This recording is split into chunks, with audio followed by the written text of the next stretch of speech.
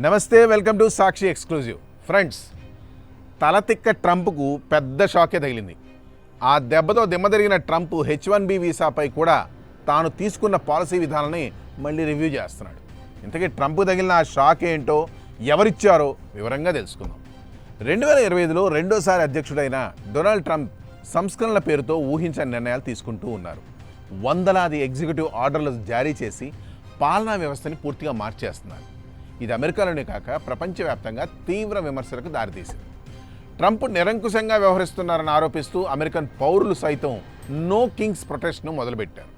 No Kings అంటే అమెరికాలో రాజులు లేరు, రాచరికం అసలే లేదు, అందుకే దేశాధ్యక్షుడు కూడా రాజులాగా ఉండకూడదని మొదలుపెట్టిన ఉద్యమమే నో కింగ్స్. అంతేకాదు, ఈ ఉద్యమం ద్వారా అవినీతి, క్రూరత్వానికి వ్యతిరేకంగా పోరాడాలని నిర్వాహకులు ప్రత్యేక వెబ్సైట్తో పేర్కొన్నారు. అయితే ఇప్పుడు ఈ నిరసనలు ఎంత పెద్దవి అనేది ఓసారి చూద్దాం. అక్టోబర్ 18న అమెరికా 50 రాష్ట్రాల్లో 2500కి పైగా ప్రదేశాల్లో ఈ నో కింగ్స్ ఉద్యమాలు జరిగాయంటే ఈ ఉద్యమం ఎంత తీవ్రంగా ఉందో తెలుసుకోవచ్చు.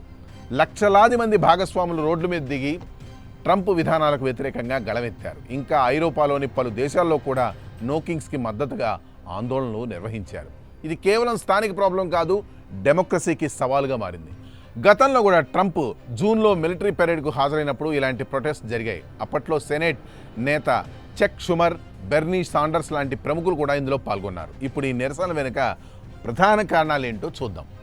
పాలనా సంస్కరణల నెపంతో ఎలాన్ మస్క్ నేతృత్వంలో డోజ్ అనే డిపార్ట్మెంట్ని ఏర్పాటు చేసిన ట్రంప్ వేలాది మంది ప్రభుత్వ ఉద్యోగులను తొలగించారు. జన్మతః పౌరసత్వం, ట్రాన్స్జెండర్ల రక్షణ, అక్రమ వలసల వంటి సున్నితమైన అంశాల్లో కీలక మార్పులు తీసుకొచ్చారు. ముఖ్యంగా వలసదారులపై అధికారుల సోదాలు వివాదాస్పదంగా మారాయి. దీనిపై స్థానిక నిరసనలను అడ్డుకోవడానికి అనేక రాష్ట్రాల్లో జాతీయ బలగాలను మోహరించడం పరిస్థితిని మరింత తీవ్రతరం చేసింది. ఇటీవల అమెరికా ప్రభుత్వం షట్డౌన్లో కూడా వెళ్ళిపోయింది. 3 వారాలుగా సేవలు నిలిచిపోవడం, లక్షలాది ఉద్యోగులు ప్రభావితులవుతున్నారు. ఈ సమస్యలు అమెరికాలో ఆగ్రహాన్ని మరింత పెంచాయి. అయితే ట్రంప్ వైపు మొదలైన ఈ వ్యతిరేకతను వైట్ హౌస్తో పాటు రిపబ్లికన్ పార్టీ కూడా తీవ్రంగా తోసిపుచ్చింది.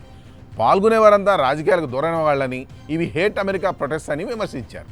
ఇటీవల ఒక కార్యక్రమంలో ట్రంప్ స్పందిస్తూ నేను రాజును కాదు అని చెప్పుకున్నారు. అయితే రాష్ట్ర గవర్నర్లు అప్రమత్తంగా ఉండి ముందస్తు చర్యలుగా ఈ ఉద్యమాల కోసం జాతీయ బలగాలను రంగంలోకి దించారు. ఈ పరిస్థితి అమెరికన్ డెమోక్రసీకి సవాలుగా మారింది. ఏదేమైనప్పటికీ నో కింగ్స్ ప్రొటెస్ట్ ట్రంప్ పాలనా శైలి, విధాన మార్పులు, పౌరుల హక్కులపై ప్రశ్నలు లేవనెత్తుతున్నాయి. ఇది అమెరికా రాజకీయాల్లో కొత్త అధ్యాయాన్ని ఆవిష్కరిస్తోంది. మీరు ఈ పరిస్థితి గురించి ఏమంటారు? కామెంట్స్లో షేర్ చేయండి. మరిన్ని అంతర్జాతీయ వార్తల కోసం మా ఛానల్ని సబ్స్క్రైబ్ చేయండి. That's all for today. This is Harikrishna signing off for Sakshi digital.